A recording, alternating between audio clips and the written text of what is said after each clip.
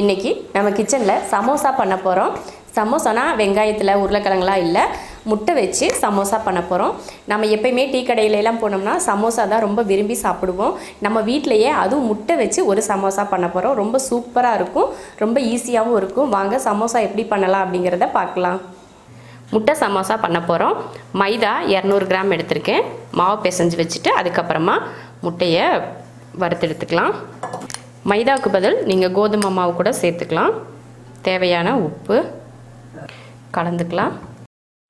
கொஞ்சம் கொஞ்சமாக தண்ணி ஊற்றி சப்பாத்தி மாவு பதத்துக்கு பிசைஞ்சு எடுத்துக்கலாம். மாவை இது போல் சப்பாத்தி மாவு பதத்துக்கு பிசைஞ்சு வச்சுருக்கேன். இதை மூடி ஒரு ஓரமாக எடுத்து வச்சுட்டு நம்ம இதுக்குள்ளே ஸ்டவ் பண்ணுறதுக்கு மசாலா ரெடி பண்ணிக்கலாம். ஸ்டவ் ஆன் பண்ணி கடாய் வச்சுருக்கேன். தாளிக்கிறதுக்கு எண்ணெய் ஊற்றிடலாம். எண்ணெய் காஞ்சதுமே கொஞ்சம் சோம்பு 1/4 ஸ்பூன் அளவுக்கு சேர்த்துக்கோங்க. சோம்பு பொரிஞ்சதும் ஒரு பெரிய வெங்காயத்தை பொடியாக கட் பண்ணியிருக்கேன் சேர்த்துக்கிறேன்.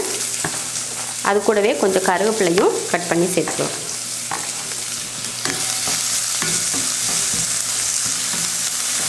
வெங்காயத்தை இந்த அளவுக்கு வதக்கினா போதும். இப்போ இதில் தக்காளி சேர்த்துக்கலாம். ஒரு தக்காளியை பொடியாக கட் பண்ணி சேர்த்துக்கிறேன்.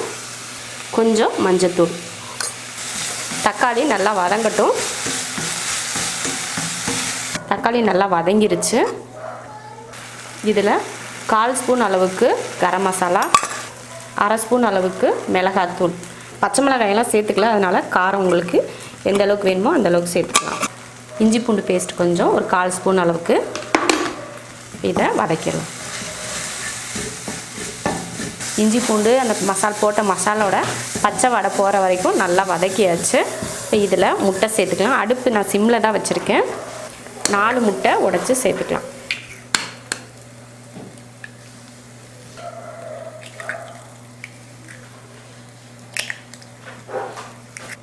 கொஞ்சம் முட்டைக்கு உப்பு. இதை கலந்துடலாம். கைவிடாமல் கலந்துக்கோங்க, அப்போ தான் முட்டை வந்து பொடி பொடியாக வரும். இல்லைன்னா பெரிய பெரிய முட்டையாக நின்றுக்கும். பாருங்கள், இந்த மாதிரி முட்டை நல்லா உதிரி உதிரியாக வரணும். அந்தளவுக்கு நம்ம முட்டையை வதக்கிக்கணும். இப்போ இதில் மல்லித்தலை சேர்த்துடலாம். மல்லித்தலை சேர்த்து கிளறி விட்டுடலாம். அவ்வளோதான், ரெடி ஆயிடுச்சு. அடுப்பை ஆஃப் பண்ணிடலாம். நல்லா ஆறட்டும். அதுங்களையும் நம்ம சமோசாவுக்கு சீட் ரெடி பண்ணிக்கலாம்.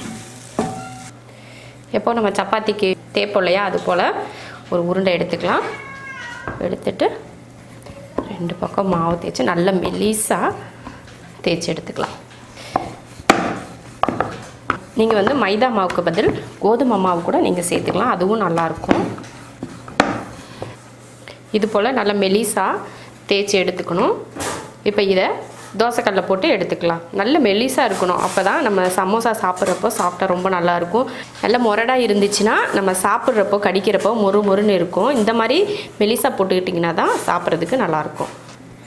தோசைக்கல் அடுப்பில் வச்சு கல் காஞ்சிருச்சு, அதில் போட்டுக்கலாம்.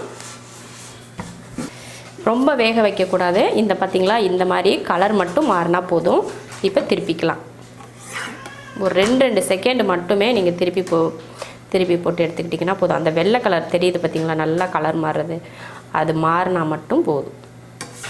இப்போ இதை எடுத்துடலாம். இதை எடுத்து தனியாக வச்சுட்டு மீதி இருக்கிற மாவில் சீட் ரெடி பண்ணிவிட்டு நம்ம சமோசா பொரித்து எடுத்துக்கலாம். பார்த்திங்கன்னா 4 சீட் நான் ரெடி பண்ணியிருக்கேன். நல்லா ஆறிடுச்சு. இப்போ இதை கட் பண்ணிக்கலாம். நான் வந்து 4ஆக தான் கட் பண்ண போகிறேன். கரெக்டான அளவு வச்சு கட் பண்ணிக்குவோம்.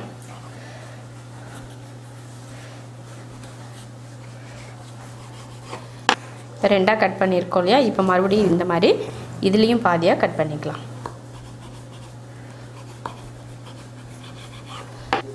அப்போ சீட் ரெடி ஆயிடுச்சு. முட்டை பொடி மாசும் ரெடியாக இருக்குது, சீட்டும் ரெடியாக இருக்குது.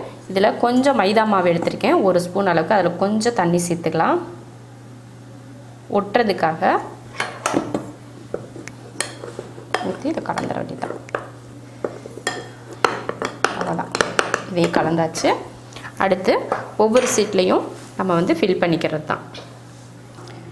இந்த மாதிரி முக்கோணமாக இருக்கு இல்லையா, அது ஃபஸ்ட்டு முக்கோணமாக இருக்கிறத இப்படி மேலே வச்சுட்டு இதை மட்டும் மடிக்கணும். இந்த சைடு இப்படி இந்த இடத்துல இப்படி மடங்குற மாதிரி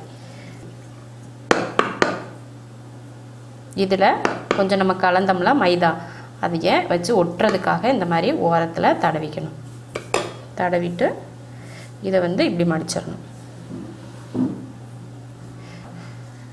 மடிச்சிட்டா இந்த மாதிரி முக்கோணமாக வந்துடும். இது வந்து மாவு இருக்கிறதுனால நல்லா இது வந்து ஒட்டிக்கும், வெளியில் வராது. இப்படி அமுத்துனீங்கன்னா போதும், லைட்டாக காஞ்சதுமே ஒட்டிக்கும். இப்போ இதுக்குள்ளே நம்ம முட்டையை வச்சிடணும்.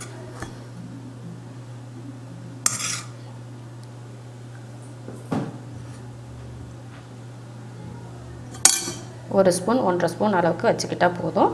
அதுக்கப்புறமா இங்கே மேலே கீழே ஒட்டணும் இல்லையா, அதனால் இதுக்கு மேலே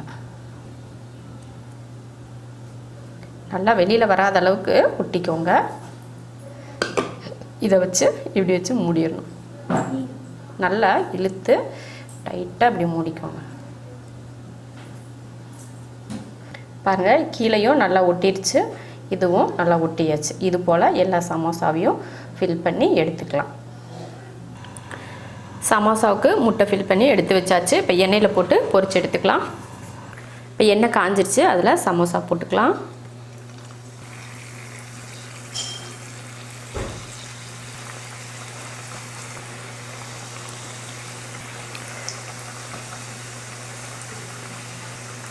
லைட்டாக அப்பப்போ திருப்பி போட்டு நல்லா கொஞ்சம் கலர் மாறுற வரைக்கும் வேக வச்சு எடுத்துக்கலாம்.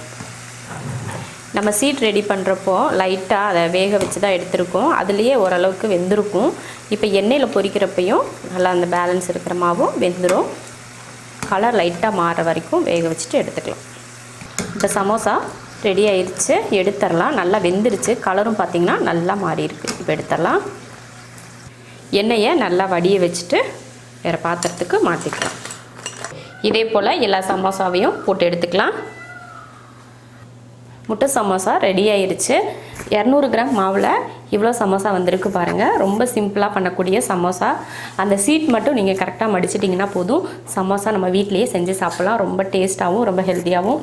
மைதா மாவு பிடிக்காதவங்க கோதுமை மாவில் சமோசா செய்யலாம். நீங்களும் இது போல் சமோசா செஞ்சு பார்த்துட்டு பிடிச்சிருந்தா லைக் பண்ணிவிட்டு ஷேர் பண்ணிவிட்டு கமெண்ட் பண்ணுங்கள். நம்ம செரின்ஸ் கிச்சன் சேனலுக்கு சப்ஸ்கிரைப் பண்ணாதவங்க சப்ஸ்கிரைப் பண்ணிவிட்டு பக்கத்தில் இருக்க பெல் பட்டனை ப்ரெஸ் பண்ணுங்கள்.